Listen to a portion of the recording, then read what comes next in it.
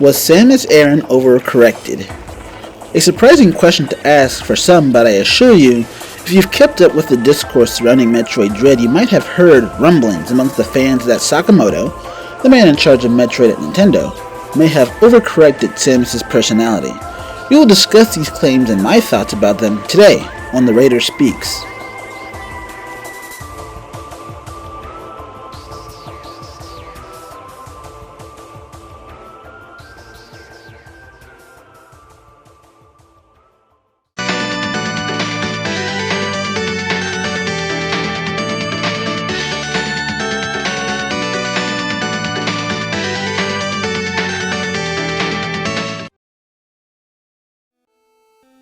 Metroid Dread is a nearly universally loved game, and has been out for quite a few months by now.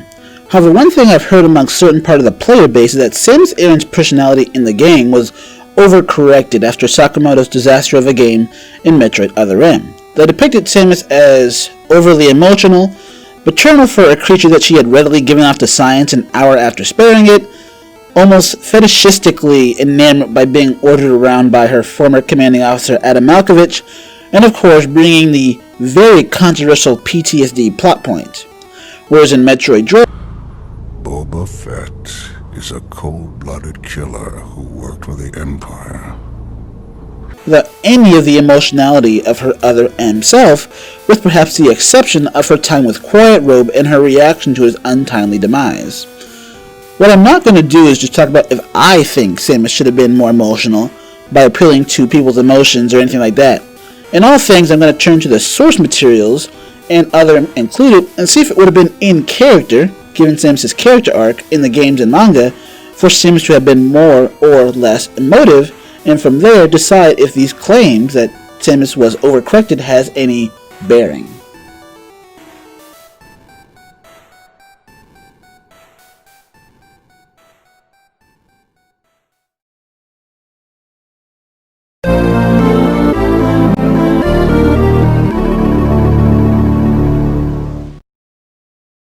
The first step to discussing if Samus in the newest entry should have been more expressive is to look to the past for context about why Samus is the way she is, and what kind of person she is.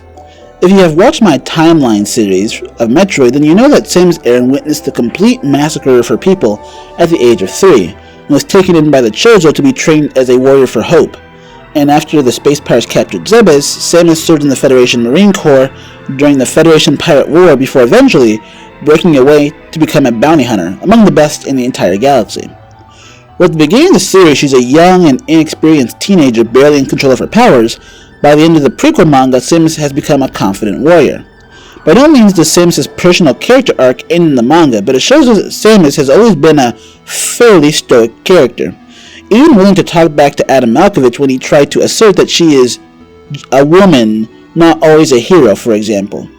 In the final pages of the manga, during her Zero mission to Zebes, she has her doubts and insecurities. However, she is reassured by her father figure Grey Voice, and Samus goes on to willingly take on the mantle that the Chozo left for her, taking up the fight to Mother Brain. So it looks like during the entire Zero mission era, Samus is tough, dutiful, but also can be vulnerable at times as she is early into her career.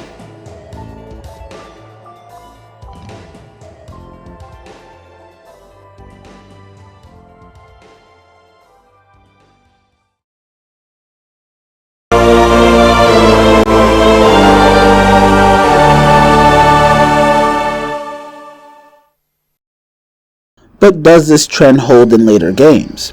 In the Prime games, I think we see another facet of Samus' character that is first chronologically brought up in the prequel manga, and that is Samus' hatred and cruelty towards the space pirates.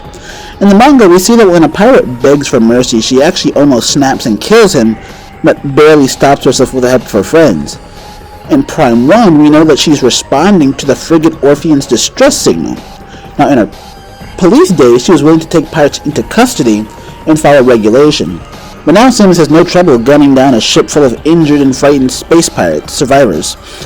She also had no idea about the Phazon crisis at the time, so she was really more concerned about chasing down Ridley and killing the pirates than anything else at the start of the game. In Prime Hunters, we see more evidence of this supposed cruelty towards the pirates in the character of Weevil, a space pirate Samus had evidently fought and nearly killed, to the point that all he had left was a brain and a spine that had to be put into a cybernetic suit. If Samus intentionally left him to die like this, then that is outright cruelty, inarguably, albeit we can't prove that she did it intentionally. However, what we also see in Prime Hunters is, on the flip side, that Samus has great respect for bounty hunting as a profession. Despite the fact that in Prime Hunters every other hunter tries to kill Samus at some point in the game, Samus doesn't kill any of them, showing professional courtesy and moral superiority, as in the same game, unlike the rest of them, she isn't trying to use the supposed ultimate power for her own gain. In Prime 2 and 3, we see both Samus' honor and more of the fact that she cares about her fellow bounty hunters, regardless of whose side they're on. In Prime 2 specifically, we learn a lot about Samus, but she still hasn't lost her sense of compassion. After all, she selflessly helps the Luminoth people without accepting payment or expecting anything in return.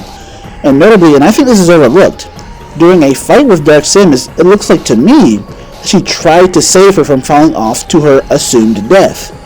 And in the two's final fight, in one of the most iconic shots of the Metroid series, both Samus and Dark Samus show that they both have honor. Dark Samus could have shot Samus in the back here, but she waits for Samus to turn around, and both lift their arm cannons toward each other, a sign of respect and willingness to engage in a fair fight if I've ever seen it.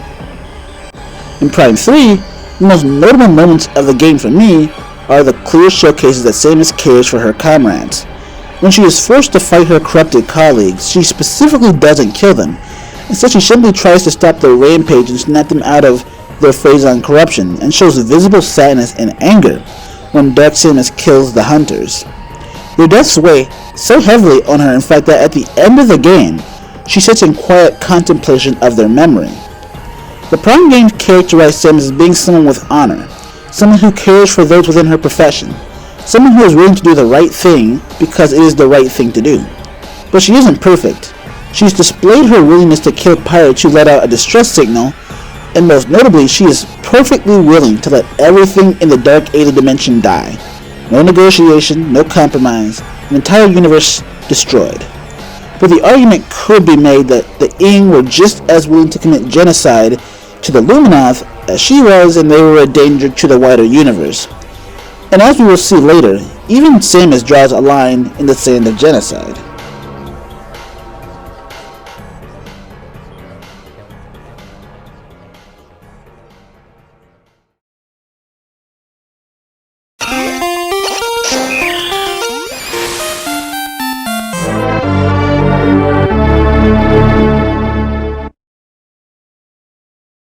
In Metroid 2, we see Samus ordered to exterminate every last Metroid from the surface of SR-388. Most of both games shows a Samus who seemingly doesn't think twice about the action she is doing, putting down Metroid after Metroid, in the case of the Diggernaut, making sure that when the enemy goes down, they stay down in badass fashion. It's only at the end of both games, the original Metroid 2 Return of Samus and the remake Samus Returns, that do we explore the morality of Samus' actions. In both versions of the game, Samus hesitates, but initially seemed ready to actually kill the infant Metroid, but ultimately decided to spare it. The way I read it, for Samus, both the Ing and the Metroids, and later the X-Parasites, believe she could justify the genocide of their race. The Ing were willing to genocide the Luminoth species, and there was no path to peace. The Metroids had been used and abused by every faction under the sun, and she couldn't allow another aberration like Metroid Prime to rise again. They just had to be extinguished. And the X-Parasites had no regard for the lives of others. All they wished to do was consume and multiply without end, even if it meant the end of the galaxy. I think Samus is content to live in the gray area, to do what has to be done to be the protector that the Chozo intended. But what she isn't willing to do is cross out of the gray into the black and do something that's outrightly evil. The pirates slaughtered her family on K2L and on other worlds, so maybe Samus believed they deserved what they got on Frigate Orpheon. But the Metroids, they're the biggest victims in the entire franchise, and there was no justifying killing this infant Metroid that had done nothing wrong and posed a threat to nobody. And so Samus spared it, And this theme of mercy in this game is extended even to Proteus Ridley at the end of the Metroid 2 remake. She knew he wasn't dead after she beat him, and she could have killed him, but she let him go, and she didn't finish him off. And I think this arc of Samus trying to be kinder really shows in Super Metroid, as in this game, and in future entries in the timeline, Samus learns that sometimes sparing your enemies pays off. This section is running pretty long, but to keep it simple, in Super Metroid she decided to give the Metroid away to the Ceres space colony in the hopes it could better mankind, during a point in the timeline that she still trusted the Federation. Ridley steals it and the rest of the game opens up, of course. There are two important moments in this game for this video. One is with Ridley that I will discuss later. The other was the Metroid at the end of the game, where the lesson about sparing enemies pays off for Samus. Because she spared the Metroid in the previous game, and risks her life to protect it, in return gives its life to protect Samus's. This is the first time in the series Samus has spared something and was rewarded for it. She seemingly cruelly tried to kill Weevil, and he tried to kill her. She then tried to save Dark Samus, but her kindness was rebuffed. Yet here, she saved the baby Metroid, and it saves her life. She is also shown willing to do the same thing for others. As she escapes a doomed planet Zebes, she wastes precious seconds of her escape to save the animals that had helped her along the way.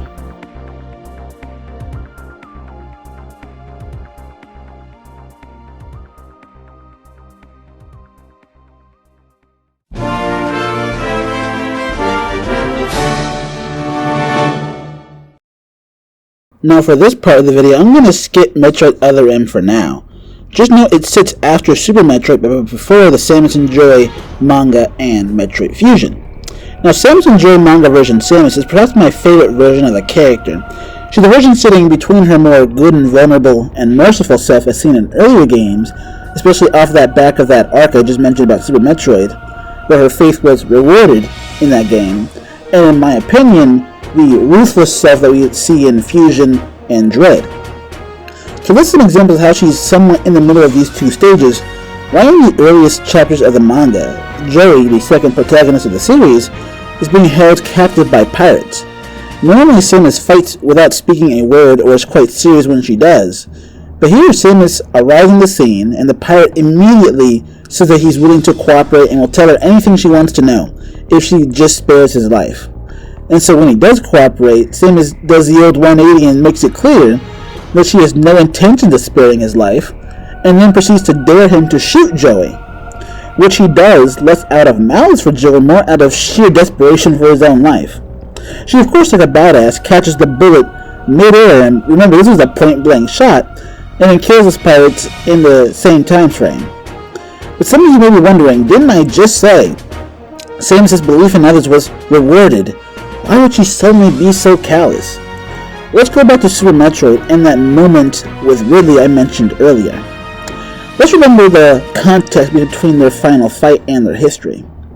When they first met, Samus had actually, in her trauma, tried to be kind to Ridley and was rewarded for her efforts with her mother's death. And from there they had fought time and time again, hating each other all the while.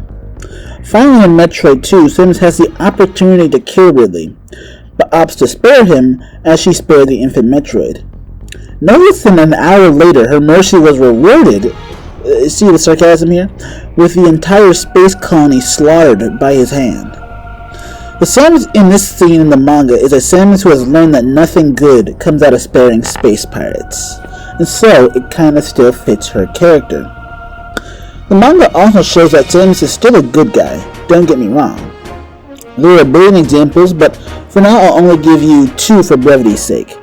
There are two characters named Bomad and Cutting Zegan, both of whom fight Samus at different points in the manga with intent to kill.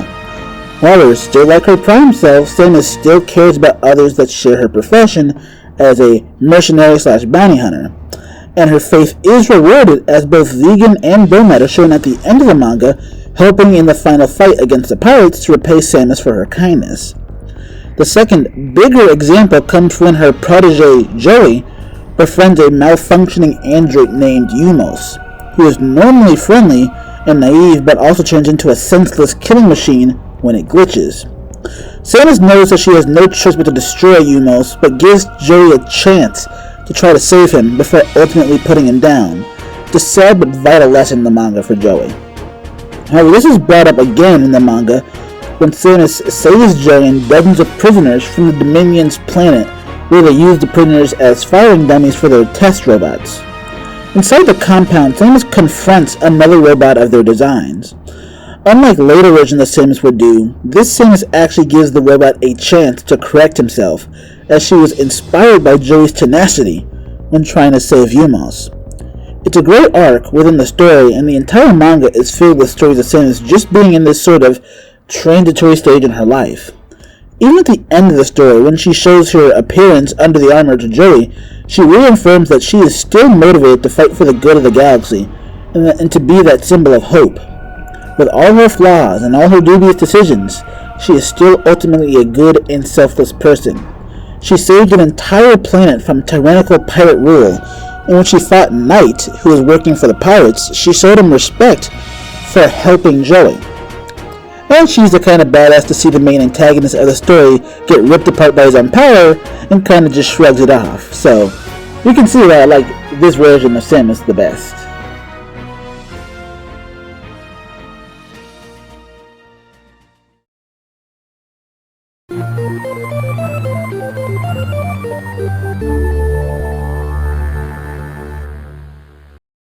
Now on to Metroid Fusion. What's interesting in this game is Samus' feelings towards the Federation via Adam Malkovich's Ghost/AI lines up very well with their past relationship. In the prequel manga, it is shown that while both respect each other, and Samus ultimately does trust and respect him, she isn't afraid to talk back to him either. In Fusion, Samus ponders if she can trust this computer as she did Adam Malkovich, and initially she doesn't complain about taking orders from the AI. But as the game unfolds, the two bump heads more and more and more, and Samus has no issues of talking back or even yelling at the computer, the symbol of Federation authority. However, unlike in the past when Samus would acquiesce to Samus' commands, it is he who ultimately acquiesced to Samus, as she managed to remind him of who he was and the rightness of her plan, and at the same time, instead of allowing Samus to just blow up the station and herself inside, he convinces her to crash the BSL station into SR-388 to destroy the X for good, something Samus agrees to, showing that she still trusts Adam even after he and the Federation betrayed her trust here. The game reinforced that the infant Metroid and Joey both teach Samus that having faith in the individual to do good is the right thing to do, but Fusion also starts Samus' ultimate distrust of the Federation.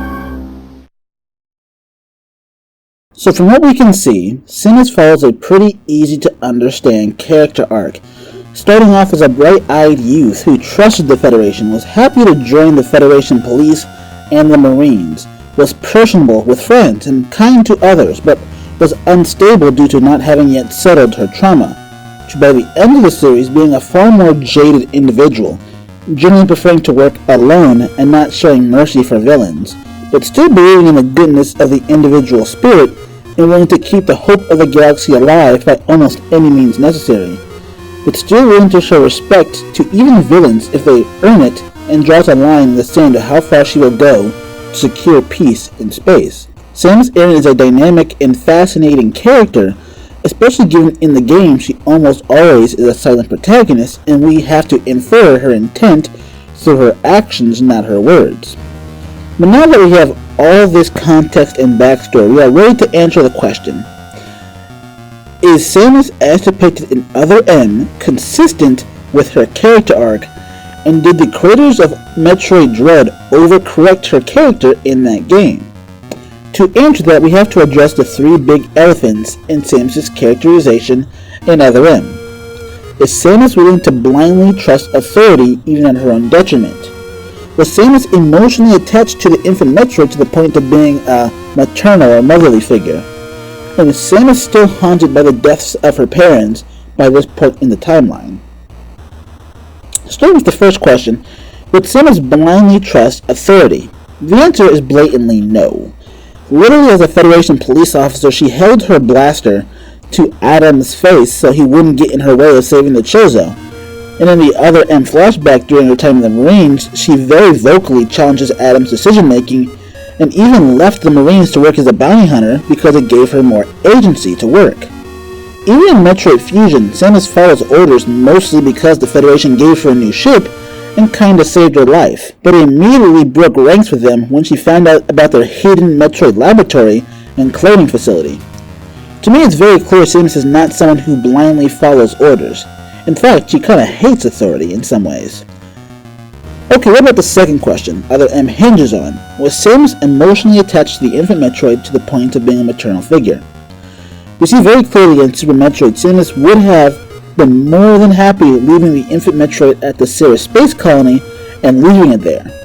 In Samus and Joy the manga, Samus is literally mentoring an actual human child, yet she does not ever once call herself his mother, or act like a parent, or claims to feel like his parent, or that he is her child. And instead, there's more of a mentor-mentee relationship there. In Metroid Fusion, Samus expresses gratitude toward the infant Metroid for once again saving her life, in the form of the vaccine she takes to cure her X infection, but she isn't in the type of thankfulness as a mother figure, but more like in a platonic fashion. In short, Samus isn't portrayed as the motherly type in any piece of material. Finally, the biggest point of contention. I've read too many comments of people trying to claim her PTSD episode makes sense in the context of the story. So let's answer the question of, did it make sense at this point in the timeline? In the prequel manga, Samus very much had PTSD when it came to the slaughter on K2L. She nearly snapped when a pirate asked for mercy, and later, she tried to rescue the Chozo from the pirate clutches, but was confronted by Ridley and immediately suffers a PTSD attack.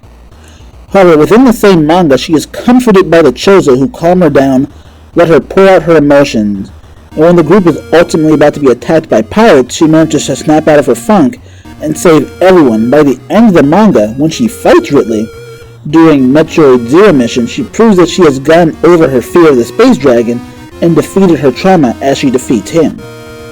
From there, she goes on to fight Mecha Ridley without suffering an attack. She then goes on to fight Meta Ridley in Metroid Prime 1 without suffering an attack. She then fights Omega Ridley in Prime 3 without suffering an attack. She then fights Proteus Ridley in Metroid 2 Return of Samus without suffering an attack.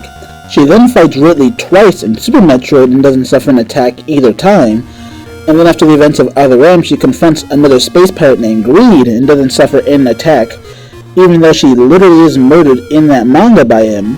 And then in Fusion, she, surprise surprise, didn't suffer an attack when confronted by Neo Ridley.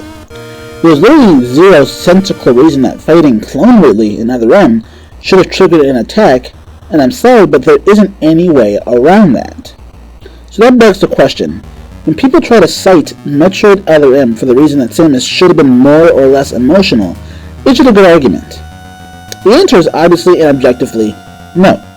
Metroid Other M, as we just discussed, fails to make sense within the Metroid timeline on a story basis, as all three of its core tenets don't make any sense. Therefore, as we say in the Versus Battle community, while we of course consider Other M a canon part of the timeline, it is also an outlier. There's a reason the community loathes this game, and it's because none of its ideas for moving Samus' personality forward make sense in the context with the rest of the franchise and her overall character arc.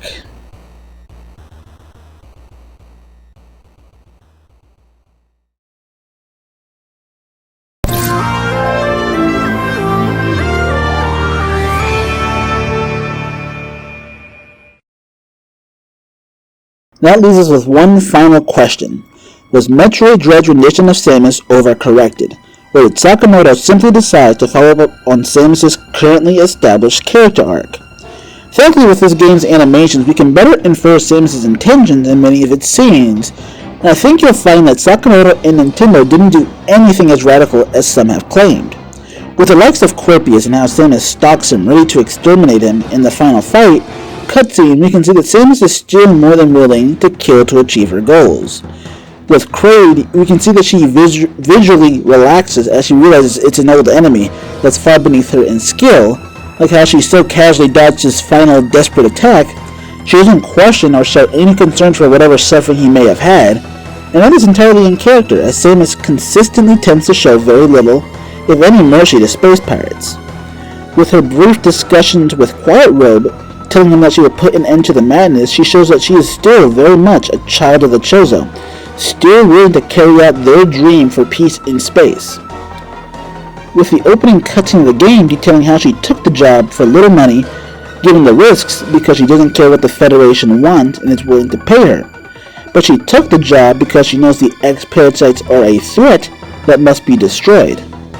Even when Ravenbeak, pretending to be Adam, demands Samus listens to him and obeys, she immediately fires on the computer and destroys it, showing that she still doesn't really listen to authority figures. She shows a brief moment of vulnerability when she silently mourns over Quiet Robe, not as expressive as in previous games, but certainly still within her character. And her belief in individual people is extended to Quiet Robe X, as instead of blowing him away immediately, like she did with Dark Samus and like she did with the robot made by the Dominion, she gave Quiet Robe X a chance, and as reward for her trust, she was allowed to leave ZDR before it blew up.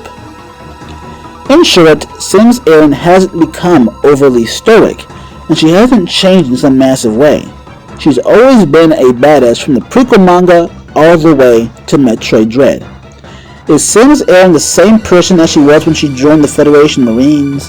No. Is she the same as when she ended the Phazon crisis in Prime 3? No. Is she the same as when she was in Super Metroid? No, because Samus Aran's personality evolves over time. It is sometimes subtle, but is always noticeable. Of course, in saying all this, I must make sure to make clear that if you simply wanted Samus to be more vulnerable on its own, go right ahead, it's your prerogative.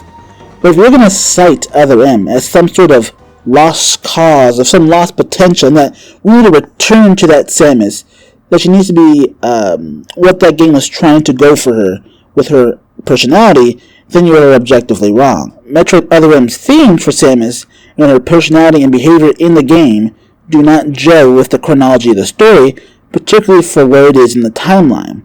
Nor should Metroid Dread be slanderized for not giving us the Samus fans want, but the Samus the story has been crafting all the way since 1986.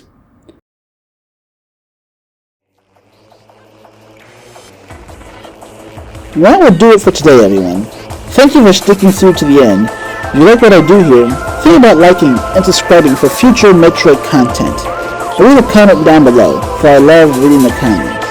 Until then, be safe, be wise, and I'll see you next time.